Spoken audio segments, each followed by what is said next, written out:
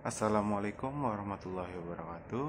Perkenalkan, nama saya Pangestu Adiwibowo dengan NPM 2020-21-50488.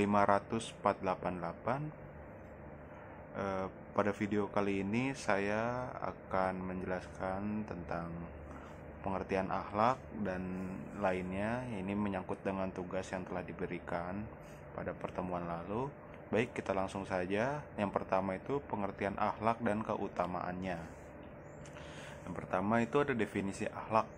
Kata akhlak berasal dari bahasa Arab, jamak dari hulukun yang menurut bahasa berarti budi pekerti, perangai, tingkah laku, atau tabiat. Menurut istilah atau terminologi, definisi akhlak tergantung cara pandang masing-masing. Al-Ghazali memberikan pengertian tentang bentuk ilmu akhlak itu sebagai ilmu untuk menuju jalan ke akhirat yang dapat disebut sebagai ilmu sifat hati dan ilmu rahasia hubungan keagamaan yang kemudian menjadi pedoman untuk akhlak-akhlaknya orang baik.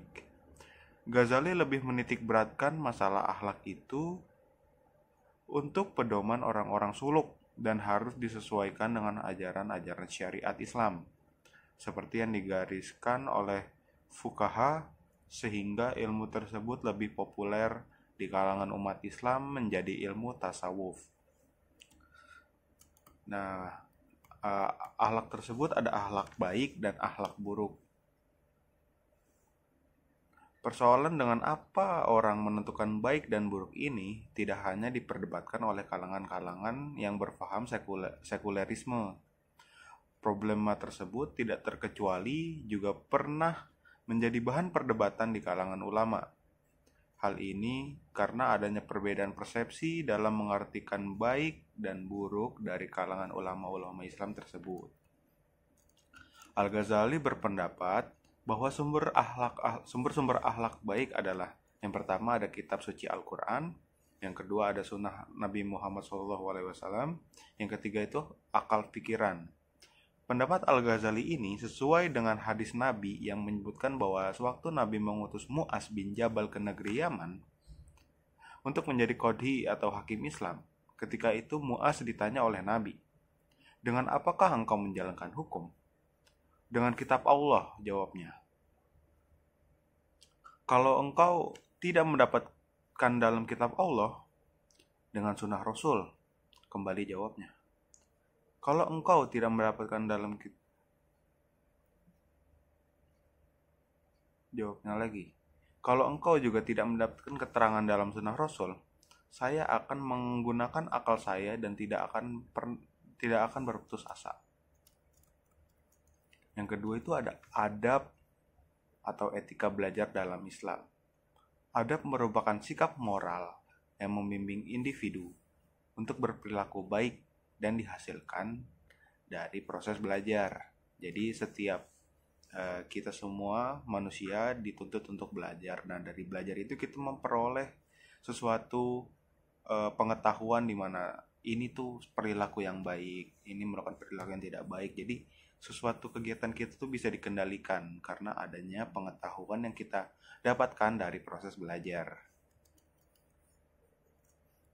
Dan selanjutnya, apa itu etika? Etika berasal dari bahasa Yunani, yaitu ethos yang berarti adat istiadat atau kebiasaan baik.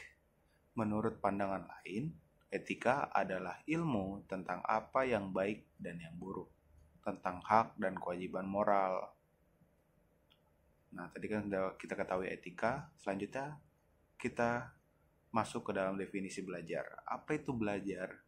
Guy dan Berliner mengemukakan belajar adalah suatu proses perubahan perilaku yang muncul karena pengalaman.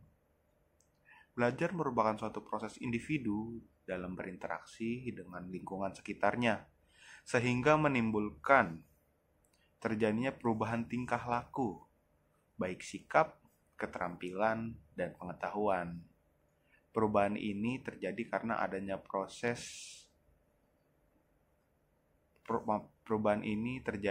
adanya respon dari individu terhadap rangsangan-rangsangan atau stimulus yang diterimanya. membaca sebagai aktivitas belajar pertama yang dilakukan oleh manusia guna memperoleh pengetahuan.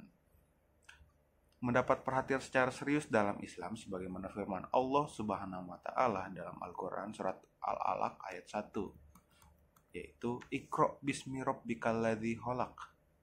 Artinya, bacalah dengan menyebut nama Tuhanmu yang menciptakan.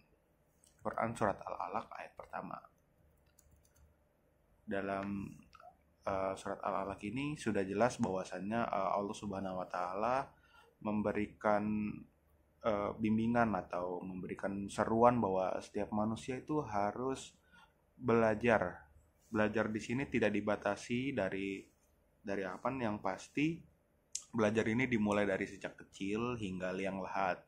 Jadi setiap orang memiliki masa belajar masing-masing, tidak dibatasi apapun. Ya paling yang hanya menjadi pembatas yaitu umur saja. Jika umurnya sudah dipanggil Allah, ya berarti sudah cukup belajarnya. Cuman selagi masih diberikan kesempatan, diberikan waktu, diberikan umur, diberikan badan yang sehat oleh Allah Subhanahu wa taala, kewajiban kita untuk terus belajar kepada siapapun, tidak peduli dari siapa, dia lebih muda atau lebih tua atau dari siapapun, kita belajar. Terus belajar agar kita dapat hidup dengan penuh pengetahuan dan keindahan dalam Islam. Oke, selanjutnya kita masuk yang ketiga, yaitu etika berbangsa dan bernegara dalam Islam. Etika berbangsa dan bernegara secara sederhana bisa dipahami sebagai upaya untuk bersatu di antara warga negara dalam satu wilayah yang dilandasi atas nilai-nilai kebenaran yang diterapkan dengan penuh tanggung jawab.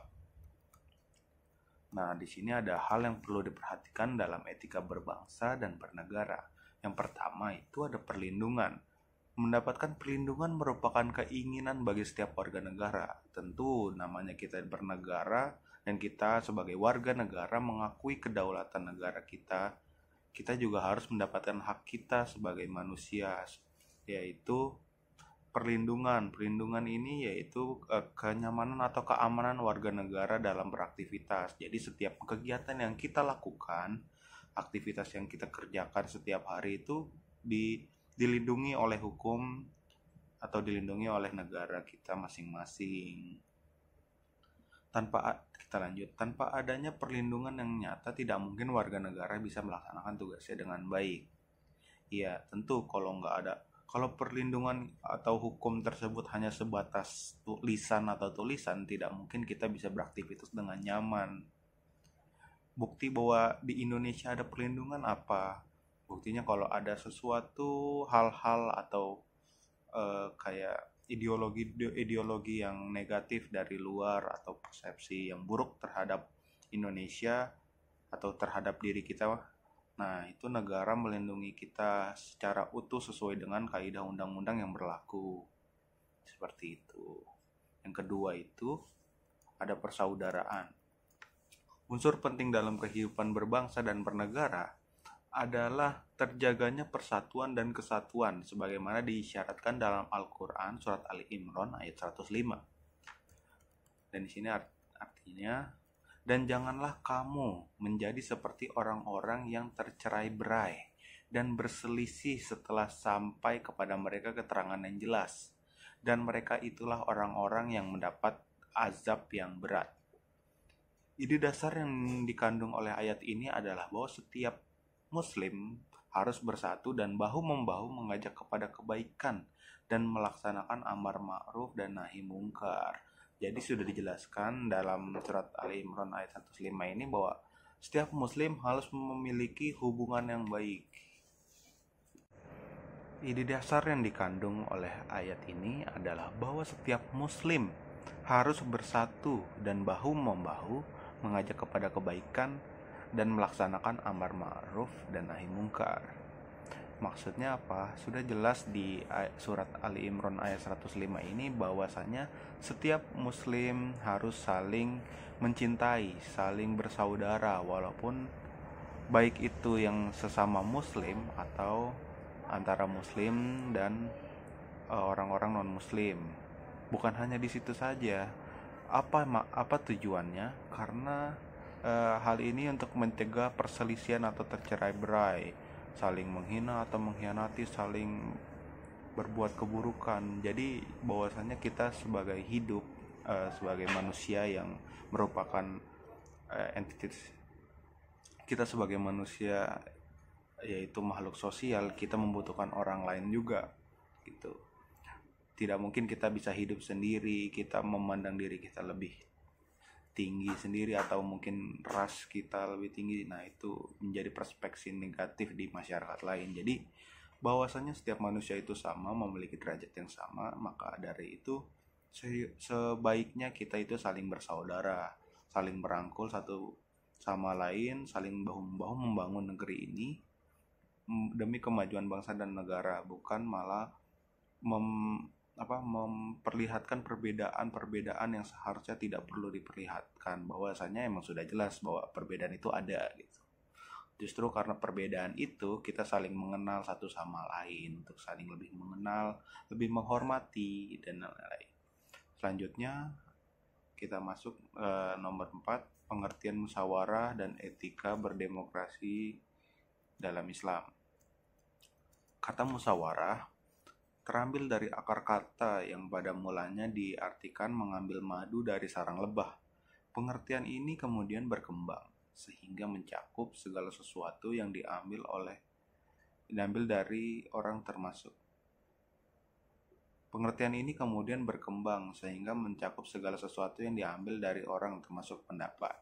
Abdul Hamid Al-Ansyari mengatakan bahwa syura atau musyawarah berarti saling merundingkan atau bertukar pendapat mengenai suatu masalah atau meminta pendapat dari berbagai pihak untuk kemudian dipertimbangkan dan diambil yang terbaik demi kemaslahatan bersama. Jadi musyawarah ini memang sudah terjadi dari zaman Rasul ya. Musyawarah ini memang sangat baik karena di situ tidak ada namanya lebih memprioritaskan keuntungan pribadi ataupun kelompok tertentu. Jadi musyawarah ini benar-benar sangat baik dalam untuk menjawab atau mengambil keputusan secara tepat gitu, tidak sepihak demi kebaikan bersama juga. Jadi di sekitar kita jika ada seseorang atau kelompok yang bermusyawarah cuman hanya mementingkan kelompok atau individu, itu lebih baik tidak diikuti. Jadi yang kita contoh yaitu musyawarahnya itu baik, bertukar pendapat. Setiap orang punya pendapat masing-masing.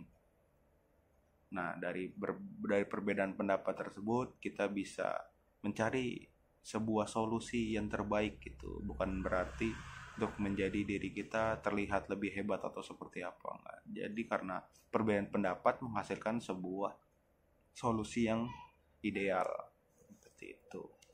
Selanjutnya ada demokrasi.